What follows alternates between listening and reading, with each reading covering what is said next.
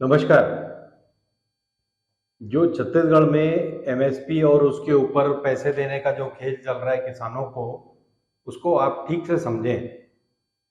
एक ने कहा हम 3100 देंगे, दूसरे ने कह दिया हम 3200 देंगे। बात 2800 से शुरू हुई थी इसी वर्ष और अब 3200 पे अटकी जाके।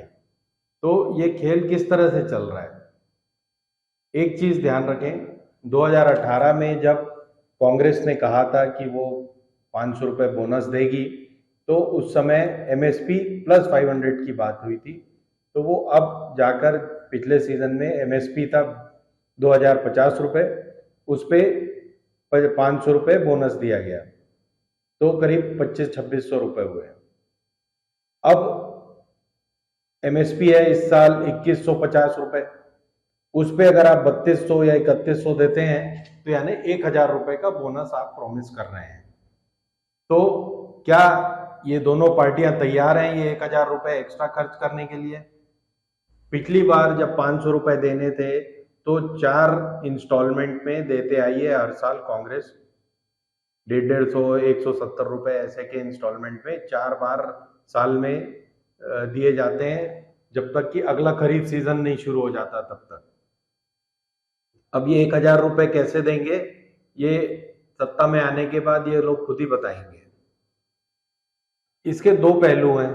पहला, भाजपा को समझ में आ गया कि पिछली बार जो उन्होंने गलती की थी और किसानों को उनका बोनस नहीं दिया था, इसकी वजह से उन्हें शायद नुकसान हुआ।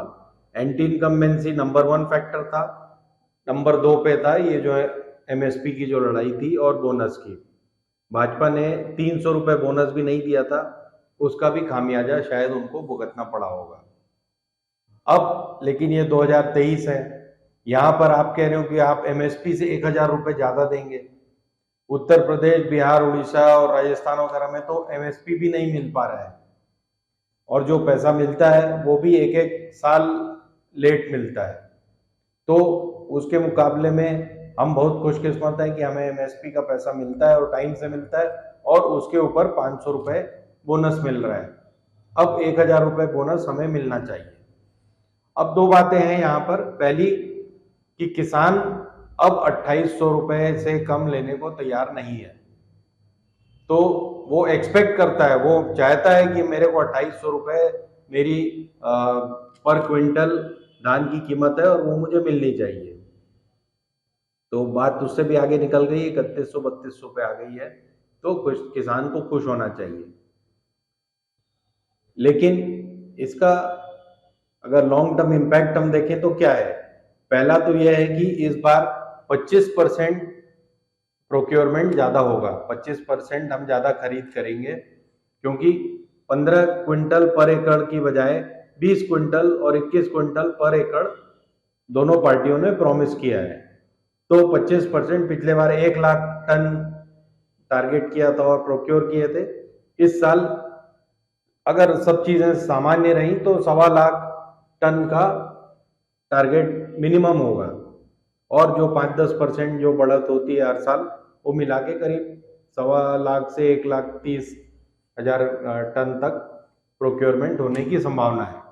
तो ये एक्स्ट्रा पैसा क्या केंद्र सरकार देने को तैयार है, चाहे यहाँ भाजपा की सरकार बने या कांग्रेस की? कांग्रेस की बनेगी तो वो अभी से ही मुझे मुश्किल दिख रहा है। खैर वो बाद में वहां पहुंचेंगे, अभी तो चुनाव है, तो चुनावी प्रोमिसेस तो कभी आपको कठिनाई दिखाते नहीं। दूसरी बात जो मैं कहने जा रहा हूं वो इससे भी इम्पोर्टेंट है। आप, एक पार्टी ने कहा है कि हम लोन भी वेवर कर देंगे, लोन भी माफ कर देंगे, कर्ज माफी की बात की है। और इस बार किसान ये नहीं सोच रहा है कि अगर उसने कर्ज सिर्फ कोऑपरेटिव बैंक से लिया है तो वो माफ किया जाए। वो चाहता है कि वो जिस भी बैंक से किसान क्रेडिट कार्ड के माध्यम से कर्ज ले रहा है उसे माफ कर दिया जाए। तो ये कर्ज करीब 25 से 30 हजार करोड़ रुपए जमा हो चुका है। वो अगर जो भी पार्टी आती है उसे कर्ज माफ करना पड़ेगा। तो 25,000 करोड़ ना भी करें, 12,000 करोड़ करें, 10,000 करोड़ का खर्चा एक्स्ट्रा 1,000 रुपये बोनस पे बन गया। और दीगर खर्च मिला के करीब 40-50 हज़ार करोड़ की संभावना पहले से ही बन गई है, जिसमें से अगर आप आधा भी खर्च करते हैं तो 25,000 करोड़ का बर्डन स्टेट एक्सचेकर पर आना है। अब जो भी पार्टी आएगी स्टेट में शासन में, ये उसका सिरदर्द होगा। जहाँ तक हम किसानों की बात है, हम तो चाहते हैं कि हमें हमारा हक मिले और टाइम से मिले। धन्यवाद। हिंदुस्तान जिंदाबाद।